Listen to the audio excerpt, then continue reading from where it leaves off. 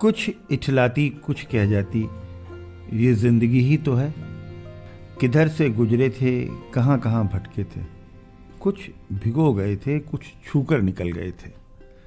कुछ रुला गए थे, कुछ बहा ले गए थे। आओ गाते हैं तराने अनुभवों की दुनिया के। नमस्कार दोस्तों, आप सबका स्वागत है national institute of social defence और ministry of social justice and empowerment, government of India, media for community foundation नई दिल्ली और पीपल्स इनिशिएटिव लखनऊ के संयुक्त तत्वाधान में वरिष्ठ नागरिकों द्वारा प्रस्तुत इस खास कार्यक्रम श्रृंखला अनुभव लखनऊ में, जिस प्रोजेक्ट को कंसीव और डिजाइन किया है डॉक्टर आर श्रीधर, श्री आलोक वर्मा जी और श्री अरविंद नारायण मिश्रा जी ने। रेडियो कोऑर्डिनेटर हैं अरविंद नारायण मिश्रा जी और प्रोडक्शन कोऑर्डिनेटर हैं कुश त्रिपाठी। दोस्तों, कार्यक्रम में प्रवेश करने से पहले मैं एक बार आपको एक टोल फ्री नंबर बताना चाहूंगी जो हमारे सीनियर सिटीजन्स की मदद और सपोर्ट करने के लिए है।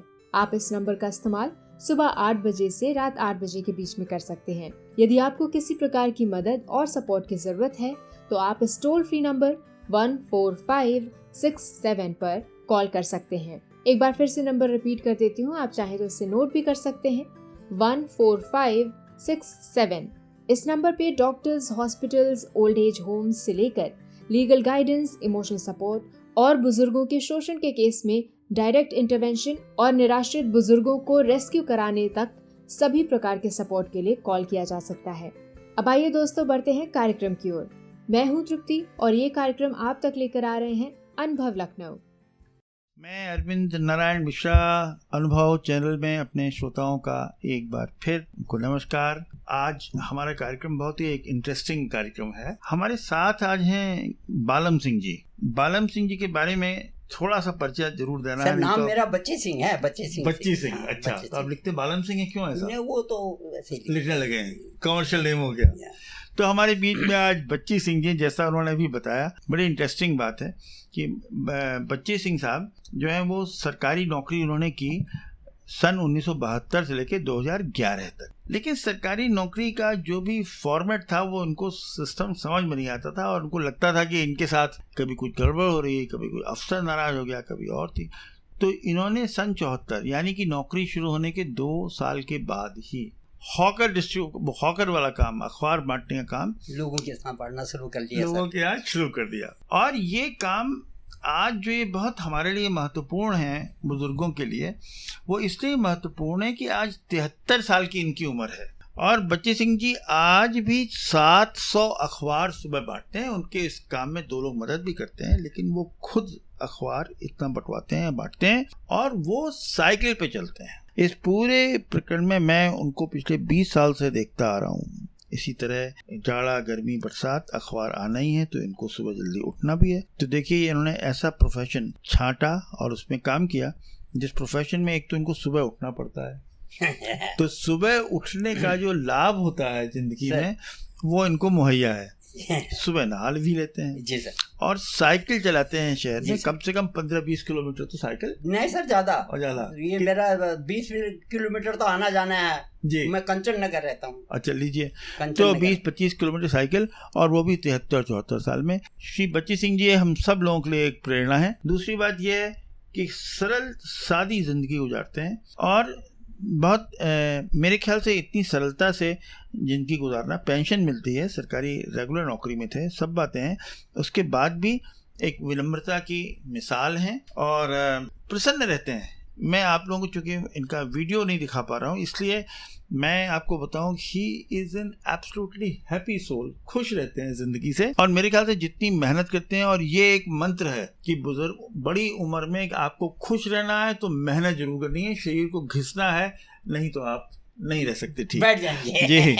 तो बच्ची सिंह जी, आपका स्वागत है इस प्रोग्राम में। ये पूरा हिंदुस्तान के, संसार भर में इस प्रोग्राम को लोग सुनते हैं, बुजुर्गों का कार्यक्रम है, आपका स्वागत है।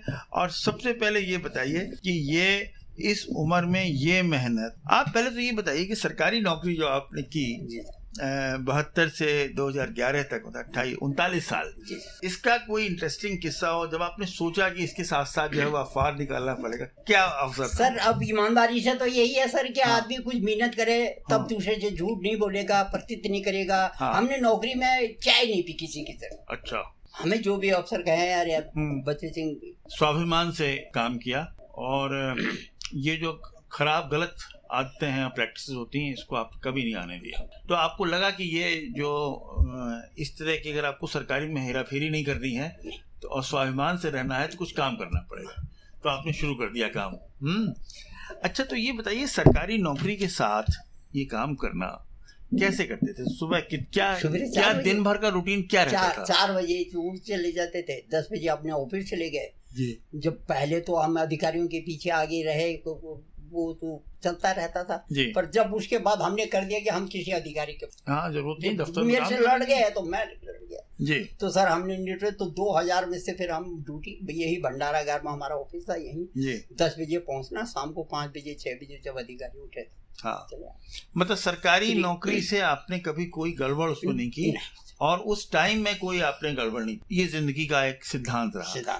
लेकिन ये अखबार बांटना जो आपने 74 से बांटना शुरू किया, नौकरी के साथ कौन बांटता है? कितने लोग? लड़के थे, नौकर रखे थे, ये सब आपस में, मतलब 2 घंटे का काम है, करो, बाकी रकम तो हम लगा ही देंगे। इसी तरह अपना व्यवहार में चलाते, एक परिवार की तरह काम शुरू काम करा, परिवार की तरह, मतलब 2-4 लोगों को मिल के किया हम लोगों ने। बाप रे, अभी मेरा एक लड़का इसी में कब काम करता है, वो एक भतीजा काम करता है, 2-3 लड़के और काम करते हैं। पर मैं इसमें जो बांटता हूँ सरकारी, पिछले साल मेरी वाइफ जब खत्म हो गई, हार्ट अटैक पड़ गया, उसके बाद उसने मेरे को पहले, जब ये कोरोना बीमारी, उसको डर बहुत था, हमको डर किसी चीज का, तो सर उसको डर था कि तुम कहीं नहीं जाओगे, हमको इतनी पेंशन मिलती है, हम खा सकते हैं, ये खुद कर लेंगे। पर सर जब ये नहीं हुई स्थिति तो हम जाना पड़ा था, क्योंकि काम पैसा अपने लगाना पड़ता था। तो हम ये 7 बजे फिर नाश्ता वास्ता करके घर से दूध रख के तब आते थे। पर वो जब गुजरी गई है तो उनकी कैसे डेथ हुई उनकी? कोरोना से? अब उसको बुखार आया था, उसको ये है कि डॉक्टर ने उसमें कोई देखने के लिए कोई तैयार नहीं था सर। जब योगी जी को कोरोना हुआ था, कोई देखने को तैयार नहीं था। तो वो आपको रोकती थी कि आपको कुछ हो जाएगा, और चली खुद वो चली गई। जी, यही भगवान की लीला, यही सब है। सरकारी नौकरी का कोई मजेदार किस्सा, इम्पोर्टेंट किस्सा, महत्वपूर्ण किस्सा हो, आप बताएंगे? वो सर यही हुआ, अधिकारियों से 7 साल सस्पेंड रहा, और फिर मुकदमा हाई कोर्ट में लड़ा, सस्पेंड कर दिया, ऐसे ही सस्पेंड कर दिया, बर्खास्त कर दिया, सब काम कुछ नहीं, एक पैसा नहीं मिला। तो उन अधिकारियों को हमने यही कहा कि ऐसे सर मेरा साथ हुआ, मैं अपने गुजारा कैसे करता। अच्छा, तो ये काम उस बीच में इसलिए फिर और ठीक से चला। सवेरे के निकलते थे और शामी को दिन का खाना कहीं आ जाता था। अच्छा, ये बताइए कि जो ये स्वास्थ्य की कोई समस्या हो या कोई इस तरह की बात हो? स्वास्थ्य सर अब ये सब आपका आशीर्वाद है, वही ऊपर वाले का आशीर्वाद है, जो मेरी अपनी कल्चर है, मेरा अपना कल्चर है कि मुझे किसी से एक पैसा नहीं लेना है, ईमानदारी का लेना है, किसी का दूसरे का नहीं लेना है जी, और मुझे सत्य कर्म करना है, मुझे सत्य वही मेरे साथ जाएगा, बाकी कुछ नहीं जाएगा। तो बच्चे सिंह जी बताइए, आपकी जो वो है टाइम आपका 2 घंटे 3 घंटे सुबह और थोड़ा शाम को, बाकी दिन में क्या करते हैं आप? बस सर अब तो कुछ नहीं करते, पहले तो दिन भर ऐसे ही रहते थे, कहीं पैसा लेना, कहीं बिल देना, कहीं कुछ। अब ये सुबह 7 बजे नाश्ता करके आता हूँ सर, और फिर पेपर सरकारी आयकर वगैरह सब मेरे पास है। अच्छा, बॉडीगल गार्डन मेरे पास है, जवाहर भवन और इंदिरा भवन में 30 पेपर करीब इसमें है, ये बांट के फिर अपना कहीं पैसा ऐसा लिया, फिर उसके बाद 12-1 बजे ही घर पहुंचता हूँ, उससे पहले कहाँ पहुँचता। और दोस्त मित्र हैं कि नहीं? दोस्त मित्र सब हैं। कैसे तो मिलते हैं, लोगों से मुलाकात होती रहती है? मुलाकात होती है, 3-4 तो हम रोज ही हैं कि रोज ही मिलते हैं। अभी बस 2 बजे से 2:30-3 से 12 फोन चालू हो जाता है, 5-6-7 बजे तक वही अपना।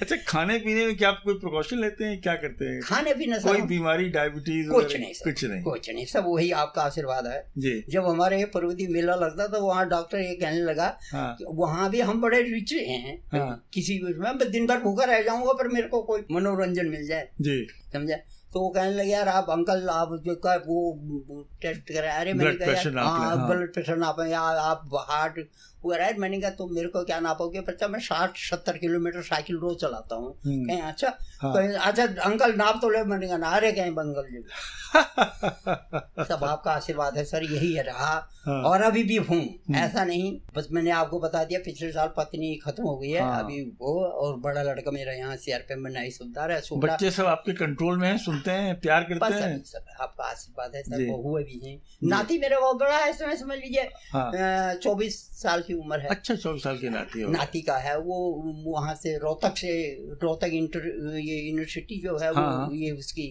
मेरीन बैंड वाली उससे कोर्स कर रहा है। अच्छा उससे कोर्स कर रहा है। अब लास्ट साल है। बहुत बढ़िया। तो अभी ये काम कब तक चलाते रहेंगे आप?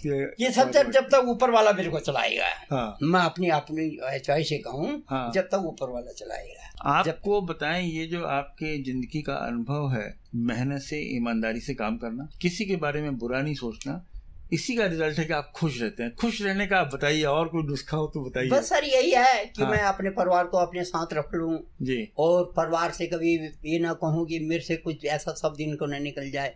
और मैं अपने खुद जितनी मेहनत होती है, जो काम लेडीज करना नहीं जानते वो खुद, मैं अपने कपड़े किसी को धोने मैं वाइफ को भी नहीं देता था पहले। जी जी, मैं खुद अपने कपड़े धोता हूँ, अपने प्रेस करता हूँ, अपना पहनता हूँ, अपना खुद मुझे खुद अपना। हाँ, तो मतलब ये हुआ कि बच्चों को परेशान मत करें आप, अगर तो सब परिवार साथ में अच्छे से रहता है, खुश रहता है। दोनों बहुएं साथ रहते हैं। मकान बहुत बढ़िया बना गई बेचारी सर जी, मैं आपको क्या बता सकता हूँ। तारीफ नहीं कर सकता हूँ। 8 कमरे, अच्छा, 4 नीचे 4 ऊपर, लॉबी 2 किचन, 2 4 बाथरूम। आपका आशीर्वाद है सर, भगवान ने बहुत कुछ दिया सर। हाँ, आपने हम मेहनत करना आदमी का काम है, देता बाकी तो सब इसका। मानव सिंह जी, आपकी जो ईमानदारी और इंटेग्रिटी है वो बहुत बड़ी चीज़ है। मैंने पूरे शहर में आप 700-800 अखबार रोज बंटवाते हैं। मैंने किसी को कुछ आपके बारे में कि पंक्चुअलिटी नहीं है, अखबार नहीं आता, नहीं तो ऐसी कोई बात कभी नहीं सुनी।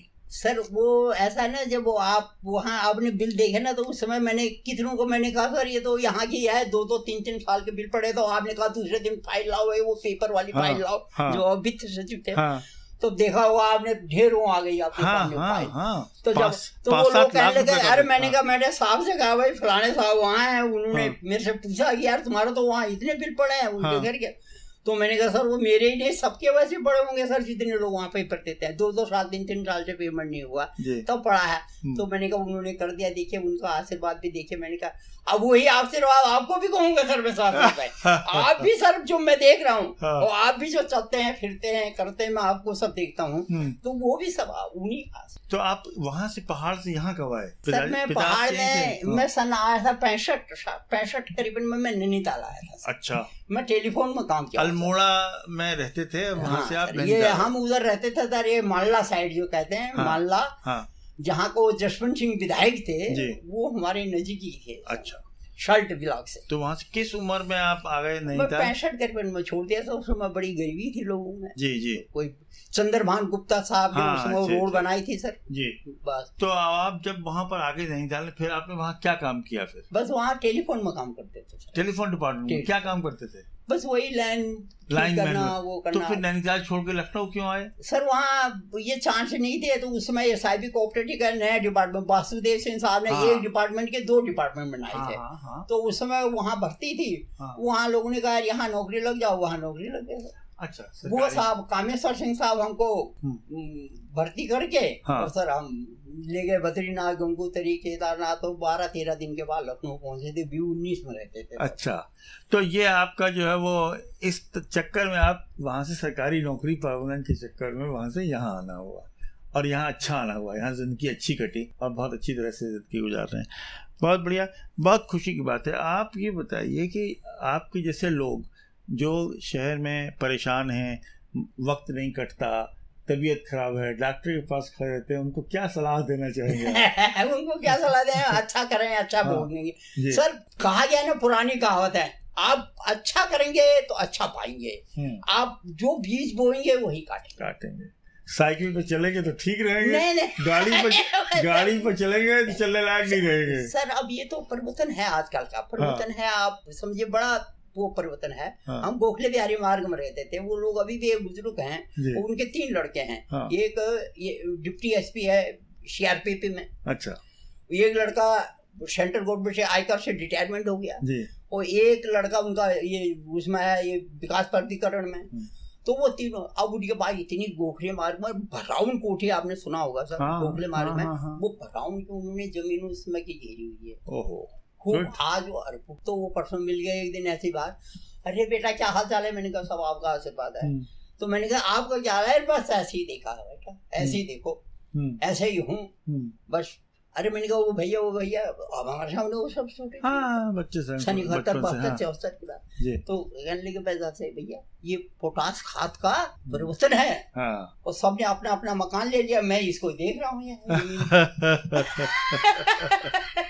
बालन सिंह जी, आपकी कहानी बहुत प्रेरणादायक है और मुझे ये बात अपने श्रोताओं से शेयर करते बड़ी खुशी हो रही है कि ये बालन सिंह जी हैं 74 साल की उम्र में 50 किलोमीटर साइकिल रोज चलाते हैं, 50-60 किलोमीटर।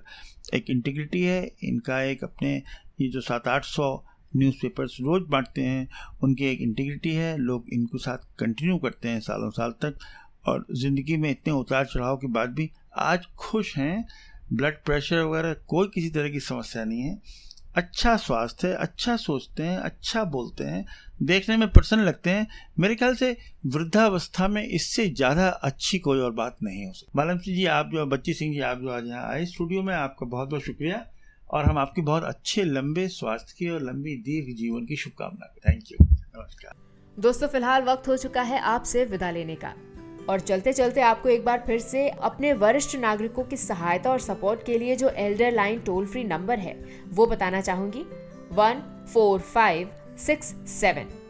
इस नंबर पर आप सुबह 8 बजे से रात 8 बजे तक कॉल कर सकते हैं और किसी भी प्रकार की सहायता आपको यहाँ पर प्रदान की जाएगी। अगली बार फिर लौटेंगे ऐसे ही किसी खास शख्स की प्रेरणादायक जीवन यात्रा की कहानियां लेकर। तब तक के लिए स्वस्थ रहिए, खुश रहिए। मैं तृप्ति लेती हूँ आपसे इजाजत। नमस्कार।